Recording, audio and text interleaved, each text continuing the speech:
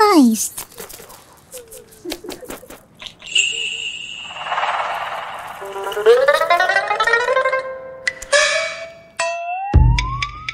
Mami, ang alam mo lang gawin ay magbasa ng mga novel tungkol sa mga mayamang lalaki. Yung iba nga dyan, niloloko at mama at papa nila. Pero pagdating sa akin, ako pang niloloko. Kung ganyan ka, kailan ka pa makakahanap ng kasintahan? Ay nako, magpatuloy ka na sa ensayo. Sige na, sige na, sige na. Naku miss, dumating na ang asawa mo. Ano ba sinasabi mo? Ikaw, asawa mo ang dumating.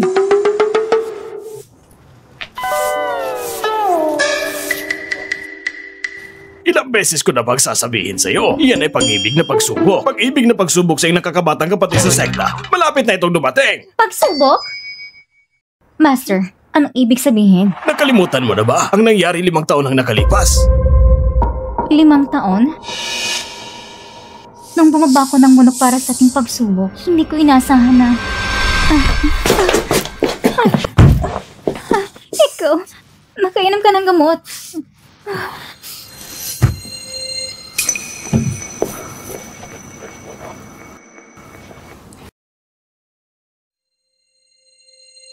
Ikaw rin naman na. Pareho lang tayong may kailangan sa isa't isa. Paninindigan ko ang ginawa ko sa'yo. Ibig mo bang sabihin, dahil sa pagkakataong iyon, nagkaroon kami ng kagnayan ng kapalaran?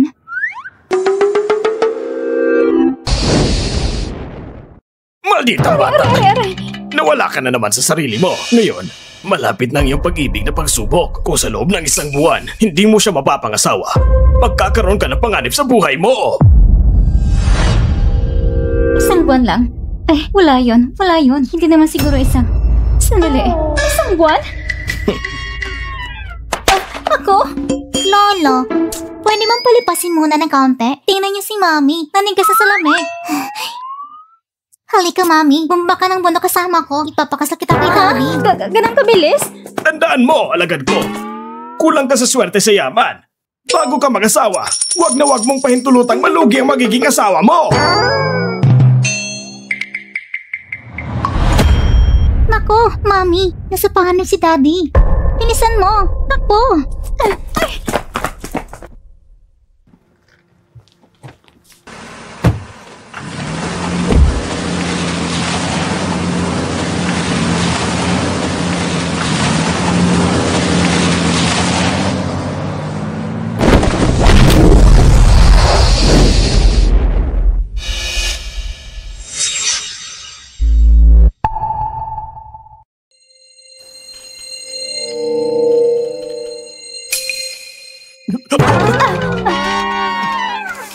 Ano to? Kumain ka ba ng tukang patay na bibe? Ang tigas ng ulo mo. Daddy, kising ka na. Si Daddy pala, isang malaking CEO. Sayang nga lang, may kinakasama siyang masamang babae. Nilakang mga dokumento ng mga sang pamilya. Kung si Daddy lang pinakasalan ni Mami, hindi sana siya napahamak. Anong tunog na yun? Kahapon, muntik ka na namatay. Si Mami ay nagligtas sa'yo. Buti nila at tumating si Mami sa oras. Kung hindi, ang mga binti mo, hindi mo na magagalaw at nahulog ka sana sa bangit na matay. Ang naririnig ko ba ay ang boses at isip ng batang ito? Ano bang iniisip mo?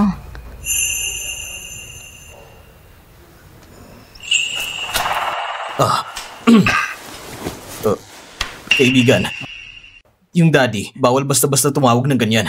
Salamat sa inyo sa nangyari kahapon. Anong gusto niyong kapalit? Ibibigay ng pamilya Lu.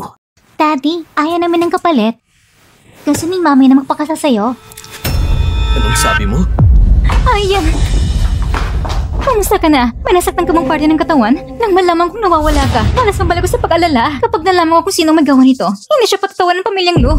Ayos lang ako. Pinapaimbestigahan ko na kay Secretary Jane. Pinapahanap ko na. Oo nga pala. Sinong dalawang ito?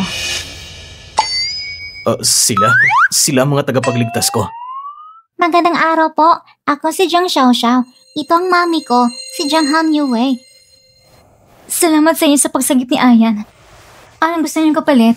Tutugon ng pamilya Lu ang kahit ano. Kahit ano talaga? Baka pwede rin ba? Kung ganon, gusto kong pakasalan siya. Ano? Gusto mo si Ayan ang pakasalan mo?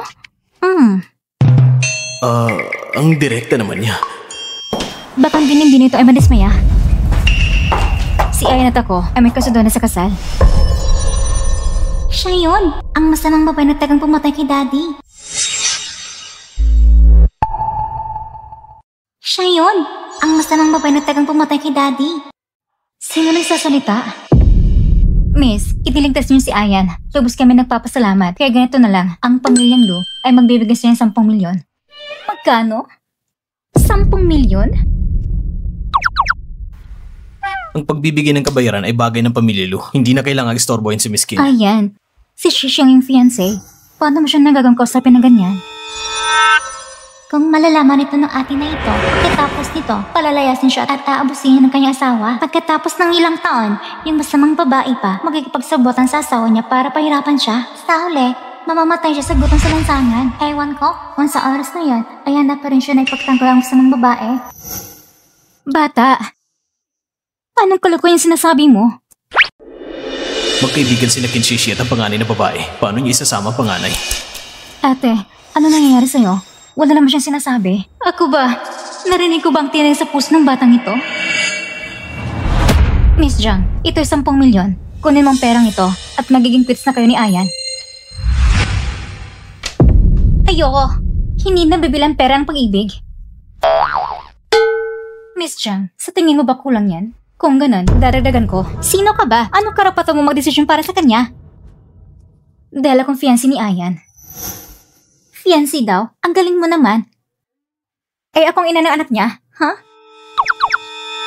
Daddy, nakalimutan mo na ba? 5 taon na nakalipas, nasa hotel ka na kasama si Mami. Hindi yun pang bata. Pagkatapos noon, nagkaroon si Mami ng ako. Ikaw ang babaeng yun 5 taon nang Hindi nakalipas. ko rin totoo yan. Kung ikaw nga ang babae, ang pamilya nyo, ay 5 taon na naghahanap sa'yo, bakit ngayon ka lumitaw? Ano mong ebidensya mo? Daddy, ang ebidensya ay ako. Ayan, Miss Jiang, ang dami mo sinabi. Siguro uhaw ka na. Kukuha muna ko ng tsa para sa'yo.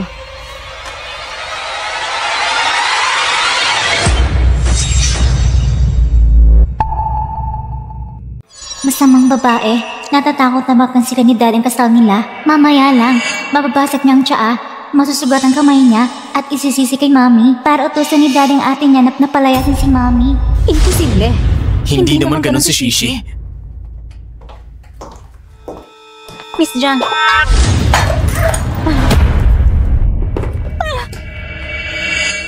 Ayan, Ningning. Huwag niyo sisin si Miss Jiang. Ako lang naging pabaya. Tama siya. Nangyari nga. Ito pala launching tea ng 1982. Napakasarap.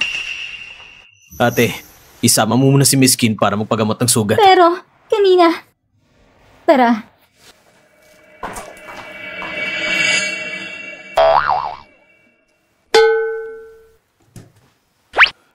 Totoo ba talagang sinasabi ng bata? Kailangan ko silang isama mag-ina pabalik sa pamilya Lu. Dapat kong alamin kung si Kinshishi at ang lahat ng ito, ano ba talaga nangyayari?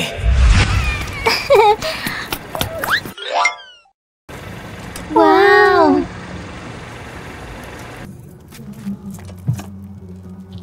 Mami, parang dati nakita ko ng bagay na ito. Ang bilis pa ng tumakbo eh. Mami, marunong ka bang gumamit ito?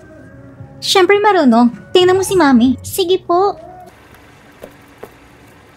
Yung nangyari kagabi, ituloy yung investigasyon. Opo, Presidente.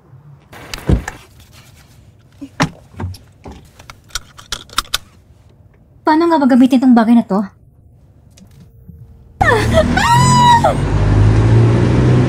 Presidente, may lisensya ba si Madam? Hindi ko alam. Bakit?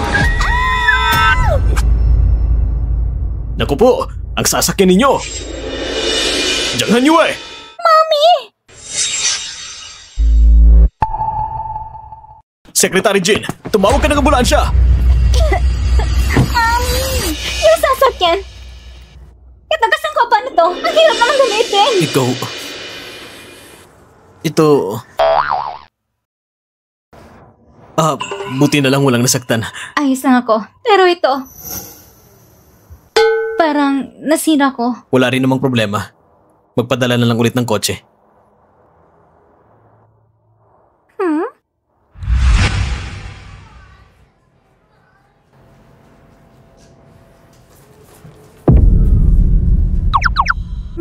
restaurant ng banda.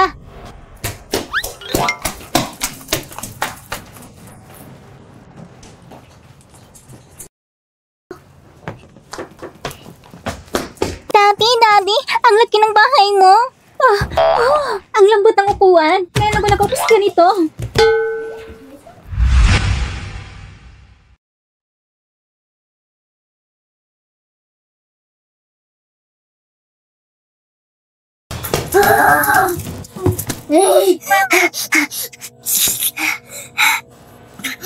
Daddy, gutom na ako. Asawa ko, gutom din ako. Huwag kang basta tumawag ng ganyan. Mula nang masugatan si Mr. Lu sa binti, matagal ko na siyang hindi nakita na ganito kasaya. Agad ko nang ipapahanda ang tanghalian ng iyong misis at ng bata.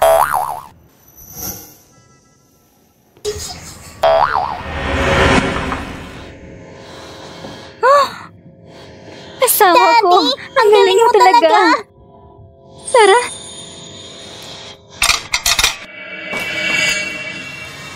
Luyan! Hindi ko akala maglalakas na punta lang sila rito sa bahay. Huwag mong kalimutan, ang kasal mo kay Shishi ay si Lola na pa siya. Gusto mo bang mamatay si Lola sa galit?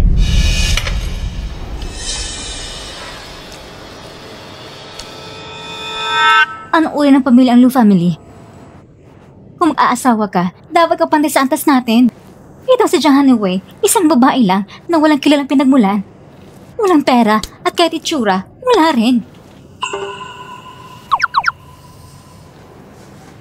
Tingnan mo ang mukha niya. Ayan, hindi ka nga gusto ni Lola sa simula pa lang. Ngayon, kung kangasalahin mo pang kasundo ng kasal sa pamilya Ken, tsaka na babawin ni Lola shares mo. At pagkatapos, papalayasin ka pa sa pamilya Lu. Halika na, Xiao Xiao. Mukhang sa ngayon, hindi pa tayo kayang tanggapin ng Lu family.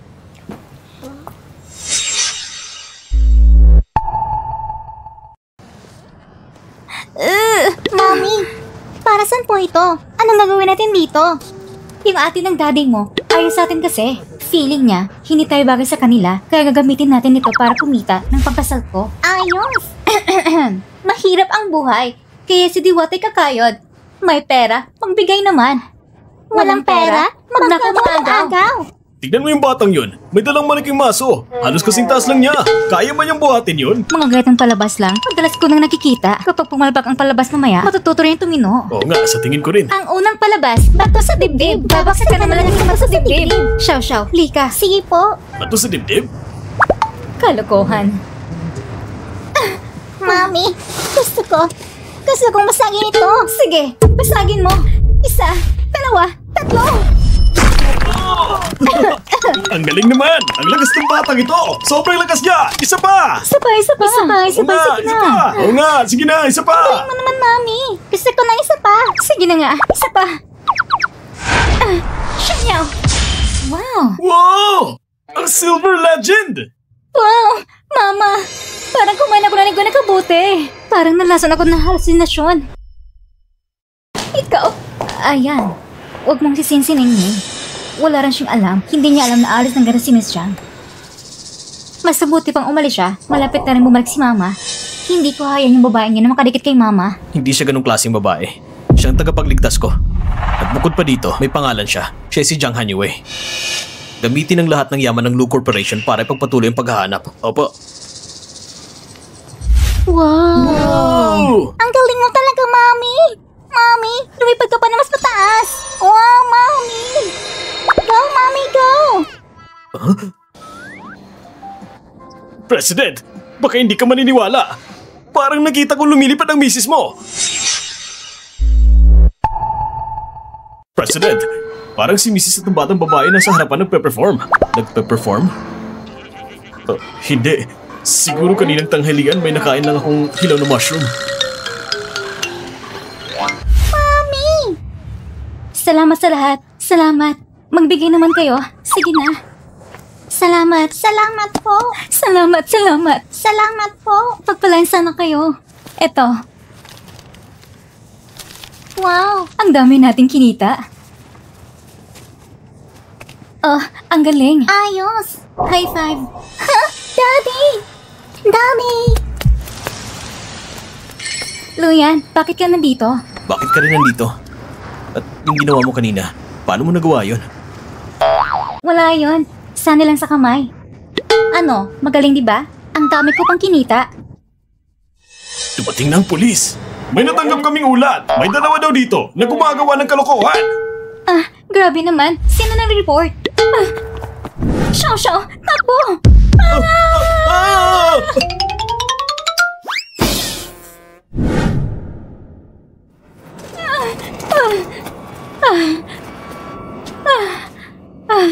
Sa wakas, dumating na tayo. Kung hindi pa, pupunta na ako para makita ang aking great-grandma. Jiang Hanyue, alam mo ba, nadinala mo si Xiao Xiao at biglang umalis. Nagkakabahala yun sa akin. Nag-alala ka ba, ha? Sa susunod, huwag mo nang gawin yun. Naintindihan ko. Alam ko na. Kaya lang sa akin ng ate mo dahil wala akong pera para pakasalan ka. Kaya nandun ako para kumita para sa'yo. Xiao, buksan mo ang bag. Sige. Tingnan mo. Luyan, pwede mo bang bilisan ang pagpapakasal natin?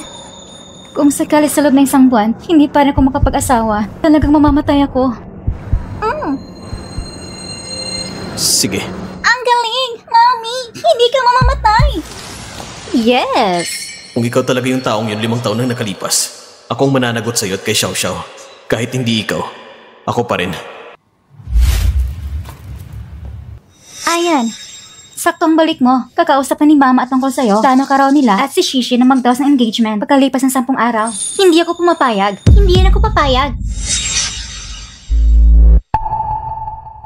Hindi yan ako papayag. Yan ang sinabi ko.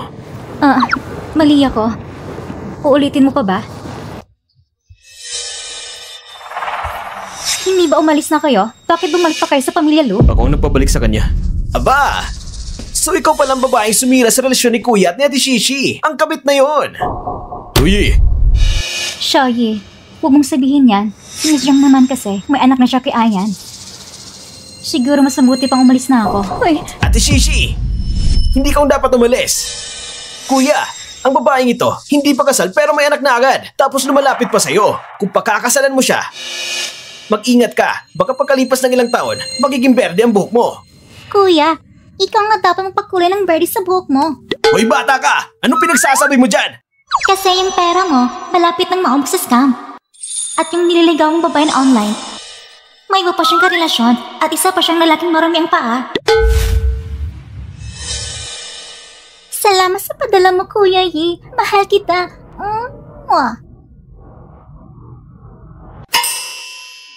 Hindi ko akalang ganito pala siya. May kakaibang hilig. Ako? At saka yung lalaking marumi ang paa, kasabotin masamang babaeng yon. Mamaya, magpapadala yan ng link. Kapag remake mo yon, ubos lahat ng pera mo. Walang matitira. Malulubo ka sa scam. 1 taon pa, maluloko ka pa ulit ng lalaking marumi ang paa para ibentang dugo at bato mo. Ikaw! Kalokohan yung sinasabi mo!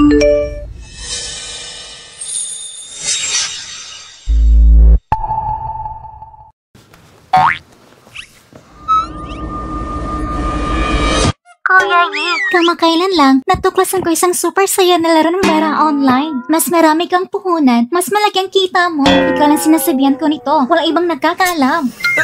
Hindi pwede mangyari to! Totoo ba to? Si Ching Ching, halatang bata pa siya! Baka, tama na naman ang hula niya. Nung una, si Xiaoyi ay talagang nagsabi na ang girlfriend niya ay isang online streamer. Di ko inasahan na isa pala siyang scammer. Ayon sa malit na nobela, nagsimula ang lahat mula kay Kinshishi, kaya't nagtatapos din ito sa kanya. Biskin, ang kasunduan ng ating dalawang pamilya ay orihinal na pinagkasunduan ng parehong panig. Ang pasalitang kasunduan ng lolo ay hindi maaasahan, kaya hindi kita pagkakasalan. Pagkalipas ng 10 araw, kayo ay dapat ng pakasal. Alam ko na ang tungkol sa lahat na nangyari sa inyo. Si Shishi ay batang aking pinapanood na lumaki. Alam kong lahat ng tungkol sa kanya. Bukod pa rito, ang tungkol sa iyong engagement ay desisyon ng iyong lolo. Dahil niligtas mo si Ayan, hindi ko na alalahan ang mga nagkarang pangyayari. Ito ay 50 milyon. Kunin mo na. At kayo man ang pamilya Lu. 50 milyon? Kaya pala, isa na naman itong imposter na para lang sa pera. Hindi maganda. Ang mama ni Daddy, Solid ay mapapahamak kaysa masamang babae. Ano? Mapapahamak si Mama? Saan galing ang boses ng bata? Tita, pasensya na. Kahit na talagang gusto ko nito. Pero, Kumpara sa 50 milyon, ayoko pa rin makasama sa inyo sa kamatayan. Pagkatapos ng 1 taon, ang panganay na babae ay namamatay sa kasala dahil sa gutom. Ang ikalawang anak na lalaki ay mananakaw ng mahalagang beef at mapapahaw ang kumpanya. Mamamatay siya sa bilangguan. At ang bunsong anak na lalaki ay madadala ng masamang babae at ibibenta ang tubo at tukoy ang kidney niya. Kaya natuklasan ko ang layunin ng masamang babae na itulak ko sa hagdat na mata. Lola, hindi na magtatagal ang buhay mo. Bibiro ka ba? Anong sabi mo? Ma, Takang narinig ko ay boses ng puso ng bata, kaya na magkitang hinaharap. ipapaimbestiga ko kay Secretary Jean ang lahat ng tungkol sa maliit na bata. Hindi ko nahahayaan na mangyari muli ang ganitong bagay. Yung maliit na bata, kung ano-ano pang sinasabi at tinatake pang mama ko, makikipaglaban ako sa'yo.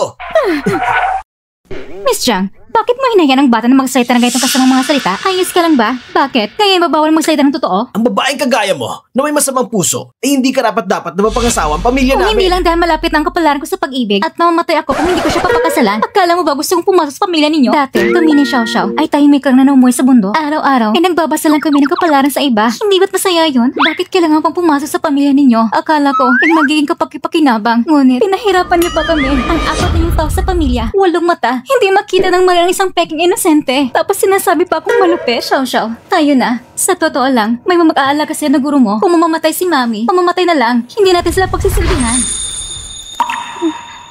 Kanina, mali si Xiaoyi. Ako nang humingi ng tawad sa kanya. 5 taon nang nakalipas, sinabi ko na aalagaan kita. Kaya huwag ka nang umalis. Mami, huwag kang umalis. Ayoko nang mamatay ka.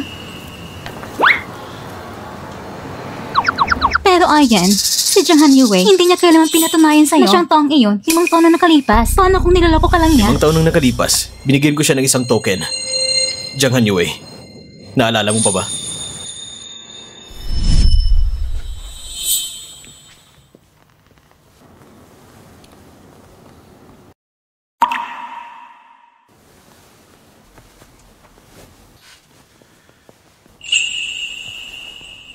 Ito ang jade pendant ko. Aalagaan kita. Parang isang jade pendant yon. Mami, ilabas mo na. Naalala ko, ipinasok ko na ito sa bag. Ayan. Ang jade pendant na sinasabi mo, ito ba? Paano ito napunta sa'yo? Naisip mo ba na ako palang babae yung 5 taon na nakalipas? Ayan, ang jade pendant na sinasabi mo, ito ba? Paano ito napunta sa'yo? Naisip mo ba na ako palang babae yung 5 taon na nakalipas? Ang jade pendant na ito, bakit parang pamilyar? Ito, kuya! Ito nga pala ang jade pendant mo! Mama, mukhang itong ang kay Ayan. Kung ikaw talagang babaeng yun 5 taon nang nakalipas, bakit bago nito hindi mo sinasabi? 5 taon na nakalipas, pagbalik ko sa bansa, nabankrupt ang pamilya Ken at dahil sa pagkakamali, nangyari ang relasyon natin. Alam kong hindi mo ako gusto kumpara sa peking reputasyon ni Mrs. Lu. Mas natatakot ako na tingnan mo ako ng pagkasuklam. Mabuting bata, pinahirapan ka, pasensya na. Walang problema, Tita Lu. Para kay Ayan, lahat ay sulit. Grabe talaga! Napaka-touching! Jiang Hanyue, buksan mo mga mata mo at tingnan mo ng malinaw na si Kuya at si Shishi ay tunay na magkasintahan. Ikaw ay isang aksidente lamang. Nakita mo ba? Nandito na lahat ng mga token sa pagmamahalan. Ano pa bang sasabihin mo? Sinungaling ka! Lumayas ka sa pamilya Lu! Mami, ang jade pendant na ito, parang meron din ako nito. Ha? Nasaan? Tingnan nyo.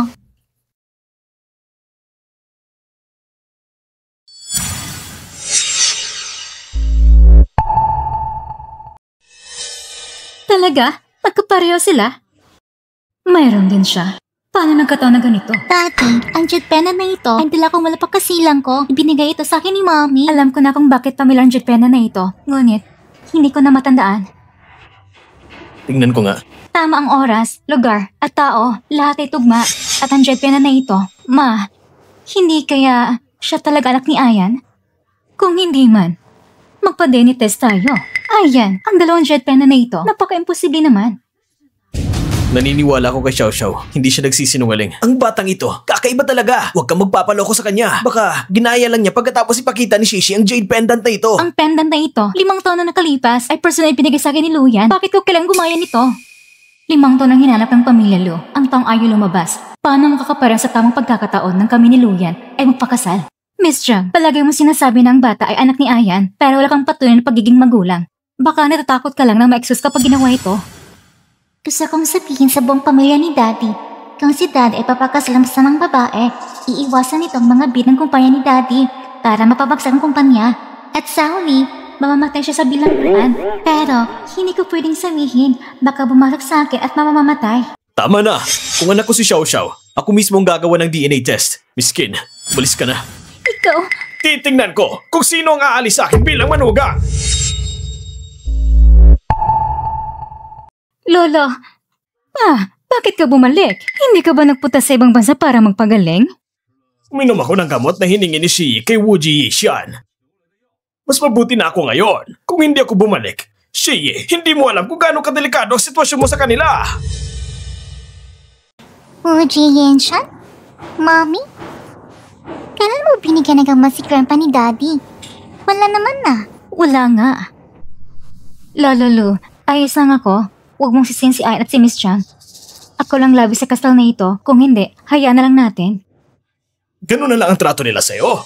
Ikaw, sila pa rin ang pinagtatanggol mo. Ngayon na nandito ako. Ang kasal na to. Tignan ko kung sino ang aatras. Lolo, pero si Ayan at si Miss Jiang, may anak na sila. 3 taon nang nakalipas, nagkaroon siya ng aksidente sa kotse. Kung hindi dahil kay Shi na nakapansin at nakaligtas sa kanya, buhay pa ba ngayon? Kaya pala, ang paa ni Luyan ay nasira sa aksidente 3 taon na nakalipas. Shi, may utang na buhay ka kay Luyan. Kung itatanggal ang kasal na ito, anong magiging kalagayan ng mundo? Tingnan natin ang ating pamilya, Lu. Ang bata ay maaaring manatili. Ang kasal na ito ay kailangang ituloy. Kung hindi kakasal, gusto pang agawan si Shasha sa akin. Mandarambong ka.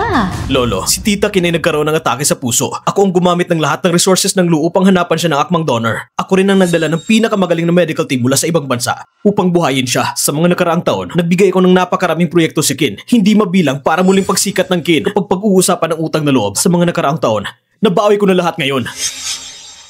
Ang utang na ito sa buhay, paano mo babayaran? Kung ikaw ay manghas sa pagkasalan ng babaeng ito, agad ka nang umalis sa pamilya Lu!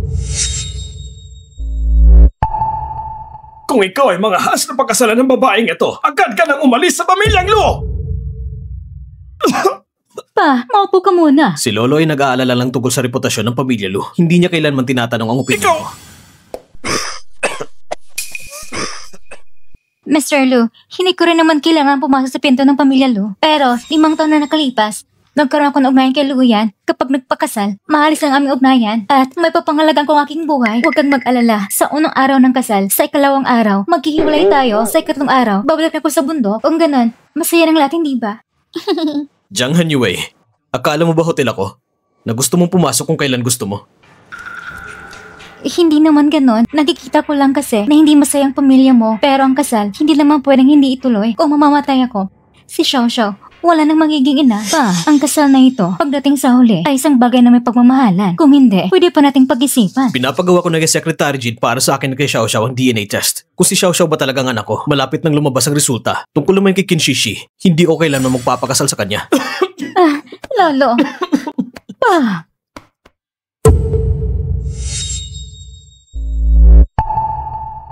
Lolo. Pa! Bilis, tumawag ka ng ambulansya. Pa! Lolo! Kailangan namin ang ambulansya. Bilis. Qin Shishi, anong binigay mo sa lolo ko? Ako?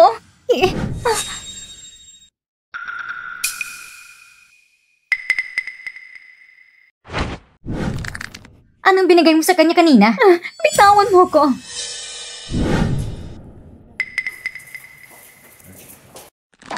Maaari kitang tulungan para makapasok sa pamilya Lu at makukuha ang lahat ng ari-arian ng pamilya Lu.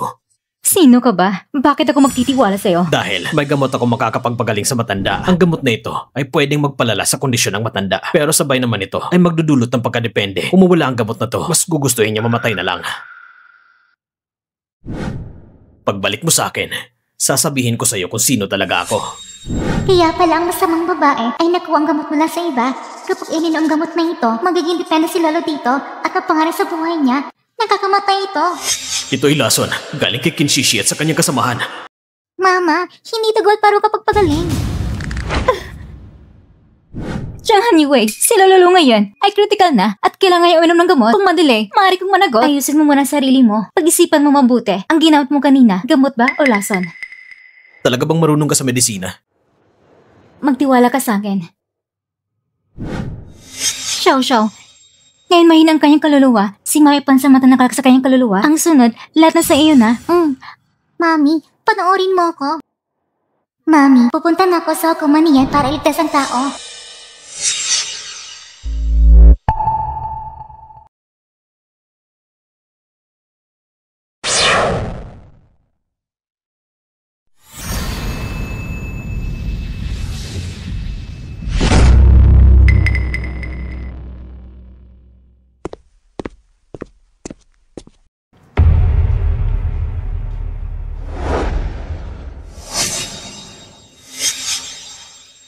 Sino ka? At bakit ka nandito sa Underworld?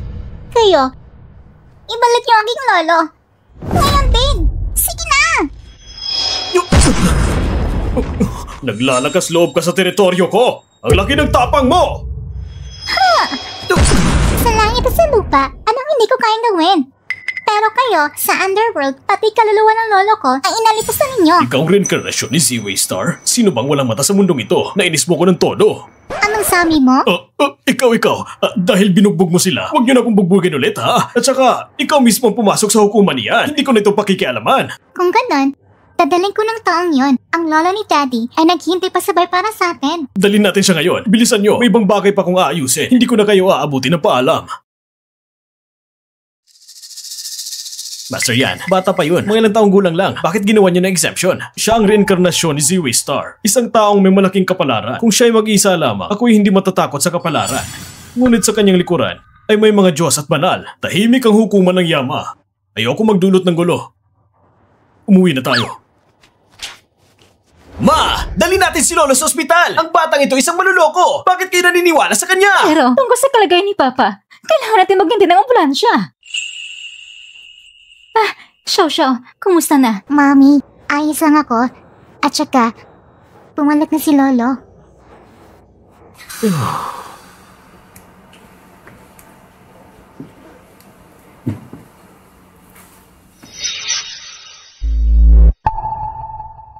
Lolo, gising ka na. Imposible! Siguradong nagkataon lang to! Lolo, gising na kayo. May masakit ba sa katawan mo? Ano ang nangyari sa akin? Pa, nahimatay ka, tagsug ka ng dugot ng wala ng malay. Ito, si Miss Jiang at si Xiao ay nagligtas sa inyo. Maraming salamat sa inyo. Pasensya na kung napahirapan namin kayo Wala kanina. ka naman, ang pagliligtas sa buhay ay tungkol ng manggagamot. Ako at si Xiao ay kusanib kayo iniligtas, lalo na ikaw pang lolo ni Luyan. Nasira yung panloob na lakas, kailangan mo magpahinga na mabuti ngayon. Nangihin ang kanyang katawan, huwag mo na siyang painumin ng gamot na nakakasira. Pero ang gamot na iyon, hindi ba si Ken Shishi? Ang humingi ito kay Wu Jieshan? Ken Shishi, sigurado ko ba ang gamot na ito ay galing kay Wu Jieshan? Siyempre naman, lahat ay mga pampalakas na gamot. Bakit naman gagawin ko bang pinsala kay Lululu? Kung hindi dahil sa kanya, hindi na sana kinakailangan pa mapago ni Xiao Xiao. Napakalakas ng kanyang kapangyarihan, kailangan turuan siya ng leksyon. Kung ganon, ikaw uminom nito. Ang gamot na ito ay tinatawag na Shanchandan. Kapag iniinom ng mga taong mahinang katawan, talaga nagpapalakas ito at sumisira sa kaluluwa. Pero kung isang normal na taong uminom, magiging malabong kamalayan at mag-iinit ang katawan. Anong kalokohan sinasabi mo? Kumusta na? Nararamdaman mo na ngayon? Kung nahihilo ka na ba, magsisimula ng bisa ng gamot. Kung magpapatuloy pa ang pagkakagulo, maghihina ng pamilya Lu. Ate Lu, ang kasal na ito ay tinakda ni Lolo Lu at ng aking lolo. Ayaw ko rin pahirapan si Ayan. Naniniwala ko na si Ayan ay aalam ng katotohanan. Mayroon pa akong gagawin ngayon, kaya aalis muna ako. Ganito na lang siya umalis? Hindi kaya. Tama na naman si Xiao Xiao. Anong sinabi mo? Narinig mo rin ba na sa isip niya? Kayo rin ba? Naririnig din namin. Yung sinabi niya na mamamatay si Neneng sa kalye. At ikaw sa bilangguan. Si Xiao Ye, may scam sa internet. Maibibentang dugat ang kidney. Totoo ba lahat yun? Ma, malapit sa totoo. Nung nakaraan, yung sinabi ni Xiao Xiao tungkol kay Kinshishi, lahat ng mga pangyayaring yun ay natupad. Si Kinshishi ay hindi ang nakikita natin sa ibabaw na ganun lang kasimple. Ma, mula ngayon, kapag nagsasalita tayo, sa harap ni Hanyo at Xiao Xiao, dapat mag-ingat na tayo. Bumulong ka lang. Anong pinagsasabi nila? Ate, medyo malakas yung sinabi ko kanina. Pinipiro ko lang naman ang sarili ko. Pasensya na. Ate, Xiao, ang galing niyo sa pagbabasa ng mukha at panghuhula. Pwede bang tulungan niyo akong ulit hulaan kung ang girlfriend ko ba ay... Kuya Xiaoyi, hindi ako magsisinungaling Wag naman! Mommy, ang masamang babae ay pumunta sa kusina ni Daddy. Hindi angkop sa mga bata. Ano pang hinihintay natin? Tara, habulin natin sila.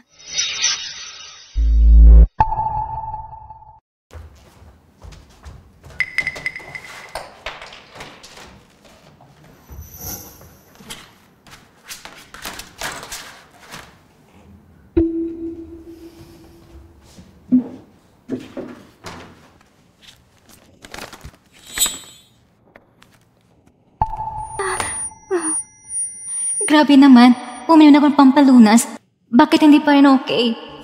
Pinsan, ang bid documents para sa makalawa. Shishi, bakit ka nandito sa opisina ng pinsan ko? Lumayo ka.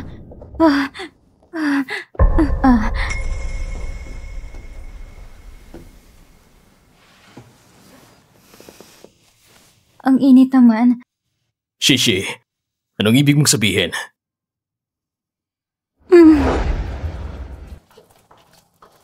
Sino kayo? Bawal kayong pumasok dito. Huwag kang lumapit. Tatawag ako ng pulis. Bawal kayong pumasok.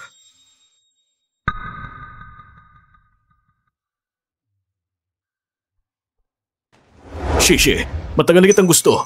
Total hindi pa naman kayo kasalipinsan. Sumama ka na lang sa akin. Kayo, sa gitna ng araw pa talaga?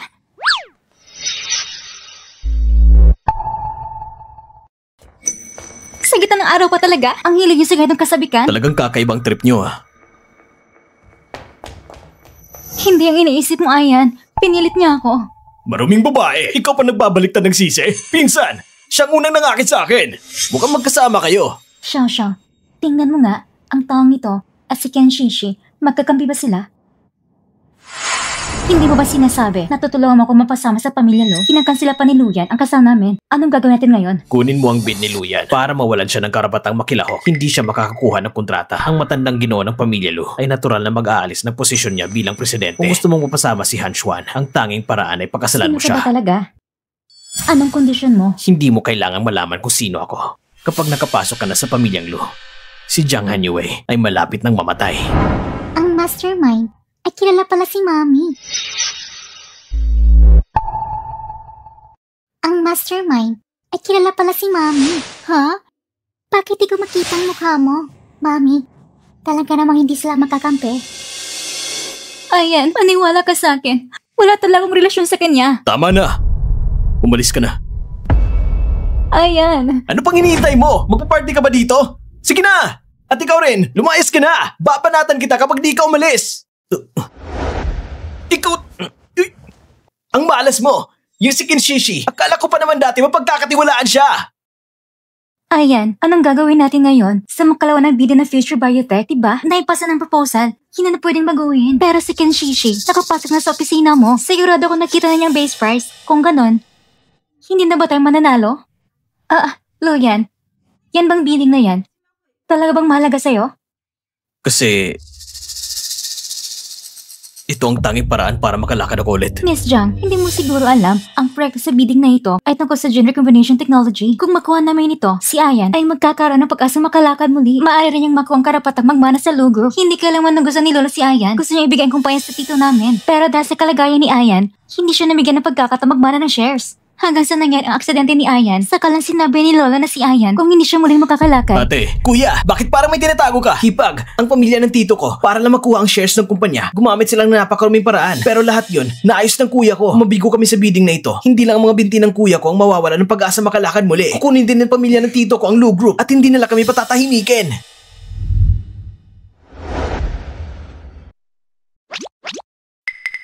Luyan, Sinabi ng lola mo noon, 3 taon na nakalipas, nung nagkaroon ka ng aksidente sa kotse, si Kenshishi lang nagligtas sa'yo. Kung ganun, bakit gusto kayong saktan ngayon? Dahil ang mga binti ni Daddy ay sinira ng masamang babae na nakipagsabatan kay Lolo At sa pamilya ng tito nila, Anong sinabi mo? Xiao Xiao, ang ibig mong sabihin, ang mga binti ko ay si Kenshishi at ang pamilya ng tito ko may kagagawan? Xiao, may ebidensya ka ba? Daddy, 3 taon na nakalipas, ng gabi ngayon, nagbakaran ng masamang babae yon. Tama. Nung araw na yun, ikarawan ni Kenshishi. Dahil magkaibigan ng pamilya namin, sumama ako kay Lolo at sa pamilya ng tito ko. Pumunta kami sa handaan niya. Ayan nga, tama. Sa handaan, ang anak ng tito mo, hindi ba siya yung pilit na napainom sa'yo ng alak? Tapos yung masamang babae, pinigang ka ng sabap pang pawala ng hangover. Grabe! Pati yun, nakuha mong hulaan? Pagkatapos mong uminom at mag-drive pa uwi, nahilo ka, hindi ba? Pagkatapos, nawala ka na ng malay. Nilagyan niya ng pampahilo ang sabaw na yun. Kaya pala, ng gabi ngayon si Kenshishi, ang bilis na lang ka rin sa lugar ng aksidente. Ayan, ang dash ko mo ng gabi ngayon. Nasaan na? Naalala ko, sinabi niya nasira daw yun sa banggaan. Sa lugar ng aksidente, hindi rin nakita. Nasugatan ng binti ng kuya ko. Walang oras para isipin pa ang dashcam na yan. Xiao, ngayon, parang siya si tito ko. Hindi sila nakasunod sa paghahati ng kita. Nag-away pa sila. At ngayon, may bago na siyang kakampi, yung masamang babae. Sinira niya si Ayan minsan, hindi pa pala sapat yon. Ngayon, gusto pa yan sila ng tayong chance ni Ayan na gumaling. Pupunta ko ngayon sa pamilya niya para hanapin siya. Ate, kumalma ka muna. Sabi ni Xiao Xiao, itong bagay nito. Kapag nalaman nila kung sino talaga tayo, ako munang tatamaan ngayon. Pero sa susunod, kayo na. Kaya anong gagawin natin? Sumali tayo sa bidding event. May paraan ako para palabasin sila. Naipasa ko na sa yung bid proposal, pero pagkatapos ng 3 araw, si Luya mismo pupunta sa lugar. Sa oras na yan, hindi ba siya magdududa sa akin? Gamitin mo mga tao ng pamilya Lu. Abalahin mo siya. Wala akong pakialam sa'yo. Ang gusto ko ay si Jiang Hanyue at ang batang kasama niya.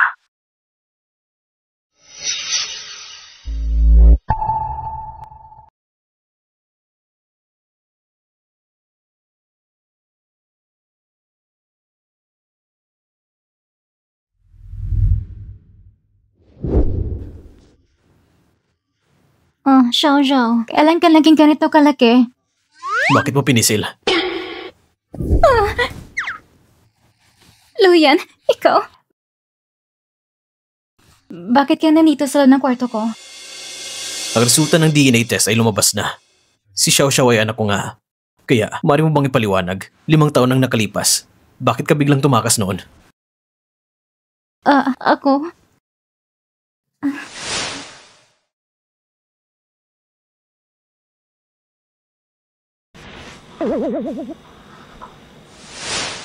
Kahit sa mga nobela, ang mga siyo doon ay magaling. Pero sa totoong buhay, kapag nakatagpo mo, ang gusto mo ay tumakbo. Lalo na kung first time pa ng lalaki. Kung hindi ako tumakbo, baka mamamatay ko sa pagod sa kama. Hindi naman kailangan balikan ng nakaraan. Kung talagang namimiss mo, pwede naman nating ulitin ngayon. Hindi na kailangan. Hindi ko rin naman gaanong namimiss. 5 taon na nakalipas, mula nang umalis ako. Dahil noon, kailangan kong bumalik sa buwan para maging sayo. Hindi yun love affair. Kaya nga naman, kailangan kong bumalik para pakasalan ka. Hindi ba sinabi ko na sa'yo yun? Nagkatadhana naman tayo magpakasal. Ibig sabihin ba nun, legal na tayo mag-asawa? Siguro. Oo. Kung nakatadhana ka rin ng na maging asawa ko, edi bakit hindi ko to pa rin ang tungkulin ko bilang asawa? Anong tungkulin? Ang magpakasal.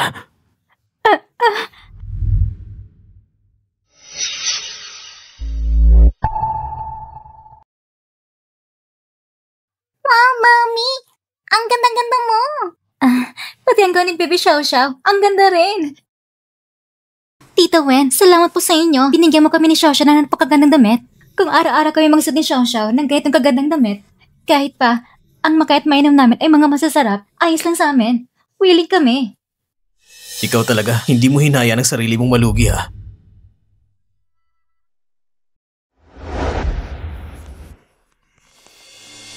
Tama nga pala, Luyan. Bakit mo ko isasama sa auction na yon? Hindi ba sabi mo noon na hindi na kailangan? Hanggat hindi pa natin nahuli ang nasa likod ng lahat ng ito, hindi pa tayo pwede magpakasal. Kaya nga dadalhin kita para mahuli ang salarin.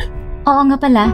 Sabi ng master ko, kulang po sa swerte sa pera. Kung bago tayo magpakasal ay mabangkarote ka, hindi ko na malalampasan ang pagsubok sa pag-ibig ko. Kaya kailangan muna natin huli ang mga masasamang tao. May ganung pagsubok sa pag-ibig? Siyempre meron. Bilang mga tagasunod ng daan, naniniwala kami sa karma at pag-ikot ng kapalaran. 5 taon na nakalipas, tayo noon ay nagkaroon ko na siya sa tadhana. Kaya nga nagkaroon tayo ng anak, si Xiao Xiao. Sabi pa ng master ko, si Xiao Xiao ay reincarnation ng Between Ziwei. Isang batang may dalang swerte. Tama nga naman. Mula lang kasama mo si Xiao Xiao. Mula nang dumating ka sa pamilya Lu, gumali ang sakit ng lolo mo. At gumali ang binti ni Xiao Yan. Ito dahil sa kabutihan na ginawa ng pamilya noong nakarang buhay. Kaya tayo pinagtagpo. Lola, si Xiao Xiao ay sobrang mahal ka. Oo nga pala, Lola. Nasaan si Tito Xiaoyi? Sabi niya ngayong araw, abala rin si Mami at Daddy. Kaya, dadalhin daw niya ako sa perya. Siya, kanina pa umaga tumanggap ng tawag. Hindi ko alam kung saan na nagpunta. Xiao Xiao, kung na lang sasama sa'yo sa perya. Ayos ba yun? Hindi pwede. Nasa pangalan si Tito Xiaoyi.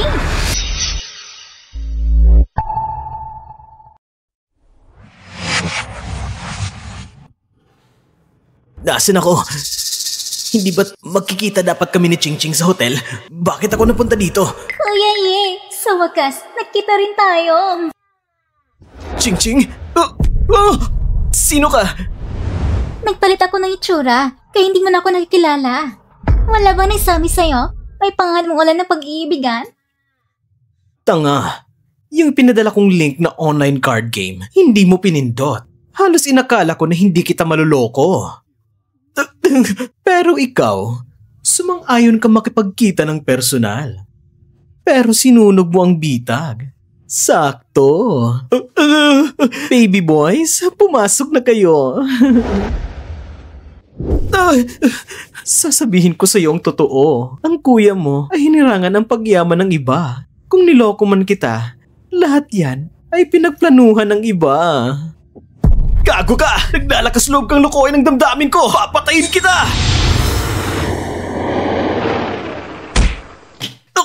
Tumawag ka sa kuya mo. Sabihin mong magdala siya ng pera para tubusin ka. Tandaan, mag-isa lang siyang dapat dumating. Meron ka lang kalahating oras. Huwag mong asahan! Kahit mamatay man ako, hindi ko itutuloy ang pagtawag na yan! Xiao Xiao, dali. Nandun si Tito sa unahan. Bilisan mo, puntahan natin. Medyo malaki pala ang pride mo ha. Baby boys, putulin niyo muna ang isang binti ng binatilyo. Tapos tingnan natin kung mananatili pa siyang matapang mamaya.